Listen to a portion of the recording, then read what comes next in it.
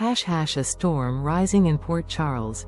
Sidwell's shadow, Laura's desperation, and the brotherhood Sonny never expected. In Port Charles, villainy rarely arrives with fireworks.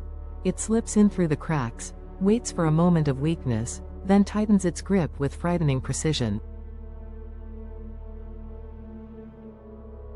That is exactly how Jens Sidwell has risen from a peripheral menace to the most destabilizing force the city has seen in years. What began as whispers of extortion has become a sophisticated campaign of psychological warfare, aimed not just at toppling Sonny Corinthos but dismantling every fragile alliance tethering the city's power players together.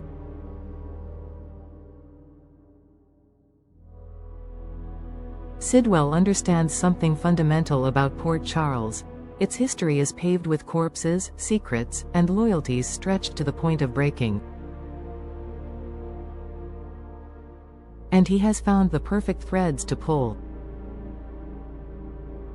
The chain reaction begins the moment Laura Spencer discovers that the body of Professor Hank Dalton has not only found its way into her trunk but has become the centerpiece of Sidwell's blackmail scheme.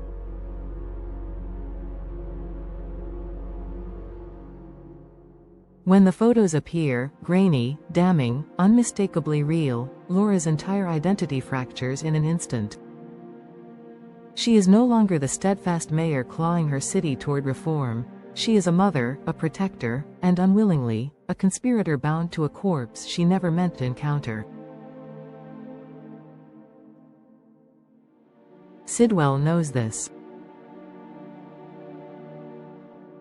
He studies her panic with the calm patience of a man who has already calculated every possible move she could make. Laura's instincts fail her, her authority evaporates, and in that vacuum of helplessness, Sidwell plants the seeds of complete obedience. His timing is surgical. Kevin is away, and for the first time in years, Laura feels alone in her own home. Sidwell enters not with brute force but with quiet domination, wielding photographs like daggers. The first image destroys her defenses, the second, Sonny beside the same body, obliterates her escape routes. Sidwell never raises his voice, never threatens in the traditional sense, yet every breath he takes poisons the air with unspoken consequences. The arrival of Ezra Boyle only amplifies the suffocation.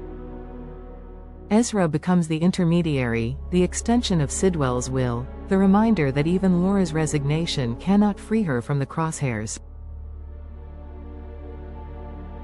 The city may want her, Sidwell muses, but he owns her. Then comes Ace's cry. One sound, raw, small, instinctive, gives Sidwell everything he needs. The instant his eyes drift toward the nursery door, Laura's soul collapses. Ace is her line in the sand, the vulnerable heartbeat she cannot afford to risk. Sidwell recognizes this with predatory satisfaction. He has found her price. And once a man like Sidwell knows what a woman would die to protect, he learns exactly what she will live to obey. The tragedy is that Laura cannot confide in the one person whose shadow touches every part of this mess, Sonny Corinthos. She fears what he will do if he knows. She fears even more what Sidwell will unleash if she tells him. And yet, before she can choose a path, Sidwell makes the first move. He appears at Sonny's home, a boldness that borders on suicidal, but Sidwell is a man who thrives in the company of giants. With a few words and the same chilling calm, he informs Sonny that both he and Laura are dangling over a precipice he controls. Even Sonny, long celebrated for his composure in the face of violence, feels something new stirring beneath his skin, the irritation of being outplayed.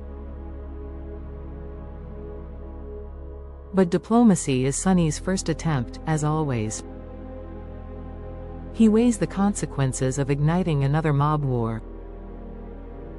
He considers the political fallout. He calculates the risk to his children, his empire, his legacy.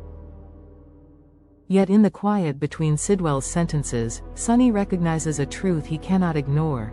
Sidwell doesn't fear him. And men who do not fear Sonny Corinthos rarely survive long. Sidwell's pattern of destruction fits too neatly with recent tragedies to be coincidence. The explosion at the penthouse still lingers like smoke in the city's memory. Too many loose ends lead back to Sidwell's ambitions, his obsession with dominance, his hunger to dismantle Port Charles from the inside out. For Sonny, the question is no longer whether Sidwell should be stopped, it is whether anyone else can do it if he doesn't. But an unexpected variable shifts the balance: Rick Lansing. For decades, the relationship between Sonny and Rick has been a pendulum swinging between rivalry and reluctant kinship. Their shared blood has never guaranteed trust, yet something has softened between them. Whether through maturity, fatigue, or fate, the brothers find themselves standing on similar ground, their past betrayals overshadowed by the threat Sidwell now poses. Rick sees the legal implications with razor clarity, recognizing that Sidwell's ammunition could dismantle not only Sonny's empire but Laura's entire legacy. And for the first time in years, Rick chooses loyalty over advantage. Perhaps it is a tribute to their mother, Adela, whose memory has haunted every conflict between the brothers.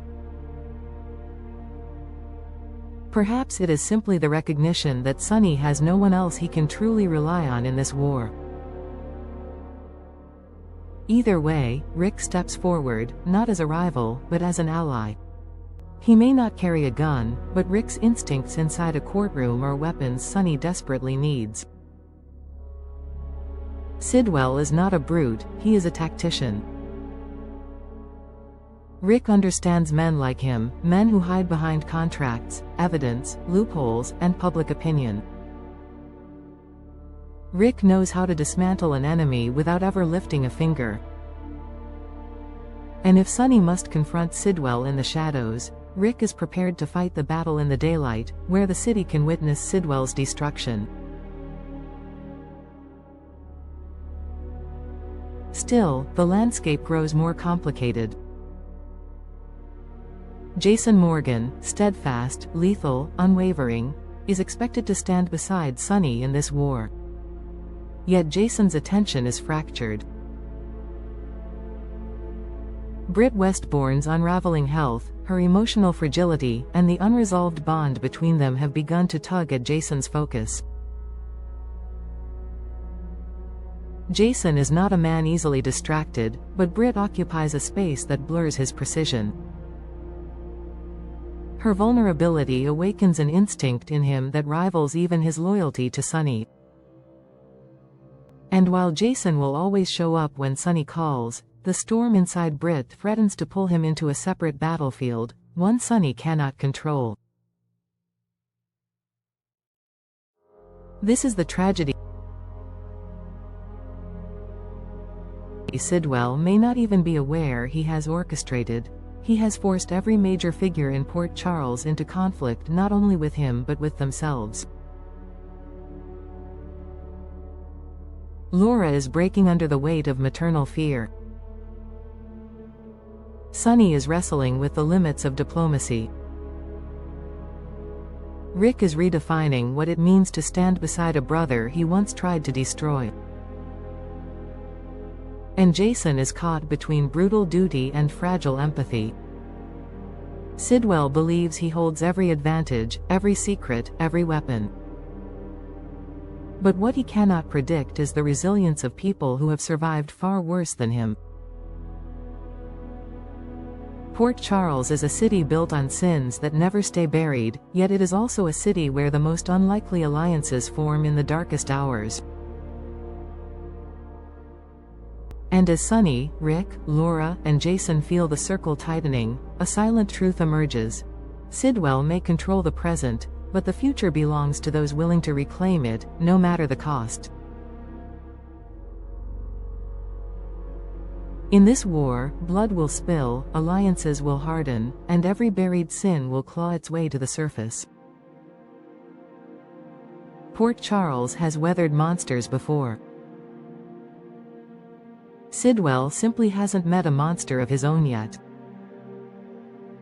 But he will.